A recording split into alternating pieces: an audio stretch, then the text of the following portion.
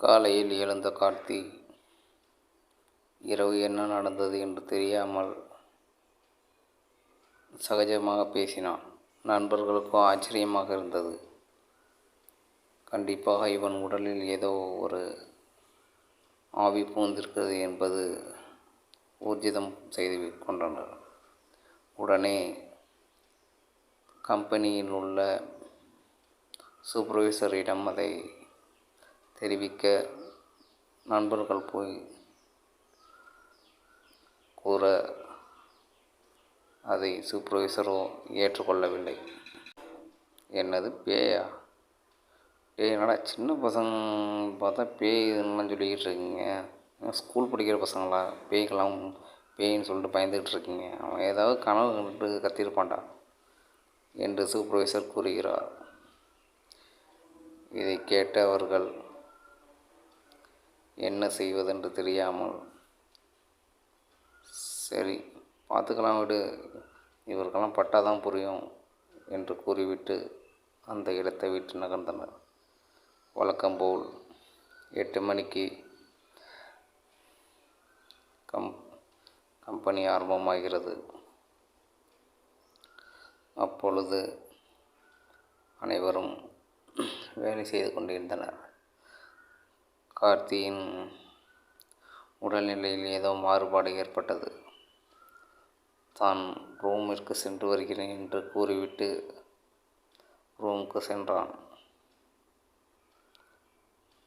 2 மணி நேரமாகியும் கார்த்தி வரவில்லை. இதை கண்ட நண்பர்கள் உடனே சூப்பர்வைசரிடம் தெரிவித்து சூப்பர்வைசரை போய் பார்க்க சொன்னார். சூப்பர்வைசர் போய் ரூமை திறக்க கார்த்தி விழி பிதுங்கி பார்த்து கொண்டிருந்தான். ஏதோ ஒரு இடத்தை நோக்கி பார்த்து கொண்டிருந்ததை பார்த்து சூப்பர்வைசர், இதெல்லாம் ஒன்றும் இருக்காது, ஏதோ பார்த்து பயந்துருக்காம்பளகு என்று கிட்டே போய் கார்த்தியை தொட்டார். தொட்ட வேகத்திற்கு கார்த்தி சூப்பர்வைசர் செவிலில் 4 இழுப்பு இழுத்தார். அலறி அடித்து கொண்டு ஓடி வந்து விட்டார் சூப்பர்வைசர். டேய், நீங்கள் சொன்னது உண்மைதான்டா, கார்த்தி என்ன செவிட்லேயே 4 இழுப்பு இழுத்துட்டான்டா. டேய், இதை எப்படியாவது சரி பண்ணுண்டா, ஓனர்கிட்ட நான் போய் சொல்லிடுறேன். அதை நீங்களும் வாங்கடா, எல்லோரும் போய் சொல்லிவிட்டு ஓனர்கிட்ட என்று கூற ஓனரிடம் போய் தெரிவித்தனர். ஓனரோ பயந்து, இன்று இரவே கார்த்தியை வீட்டுக்கு அனுப்பி வைத்து விடுங்கள், இடம் மாறினால் ஆவிகள் சென்றுவிடும் என்று கூறி வீட்டிற்கு அனுப்பி வைக்க சொன்னார். நண்பர்கள் கார்த்தி திருவாரூர் பஸ் ஏற சொல்லி அவரை ஏற்றிவிட்டு அனுப்பி வைத்தனர். கார்த்தியோ வீட்டிற்கு சென்ற பிறகும் இதே செய்கைகளை தொடர்ந்தார். தாய் தந்தையருக்கு மிகவும் வருத்தமாக இருந்தது. தான் மகன் ஏன் இப்படி செய்கிறான் என்று அறியாமல் கலங்கி நின்றனர். பிறகு தனக்கு தெரிந்த மலையாள மந்திரவாதியை வீட்டுக்கு அழைத்து விட்டு வந்து கார்த்தியின் உடம்பில் ஏதோ அமானுஷ்யம் இருக்கிறது என்று கூறி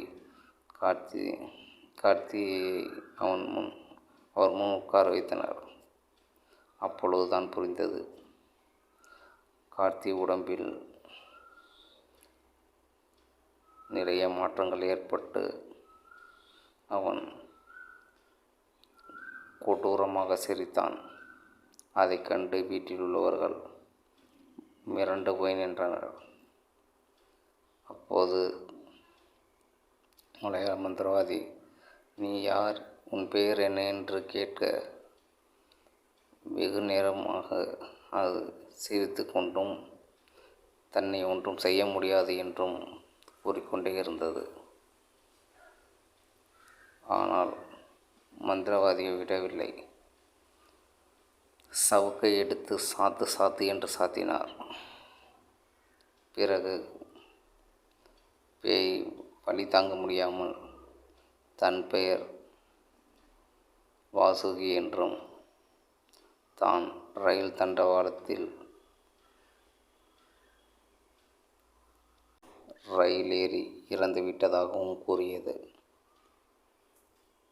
நண்பர்களே, இது போன்று உங்கள் வாழ்க்கையில் அமானுஷ்ய செயல்கள் நடந்திருந்தால் வீடியோவில் கொடுக்கப்பட்டிருக்கும் வாட்ஸ்அப் நம்பரில் அதை வாய்ஸ் நோட்டாகவோ இல்லை டைப்பிங் மூலமோ சென்ட் பண்ணலாம். உங்களோட ஸ்டோரி வீடியோவாக பதிவிறக்கம் செய்யப்படும்.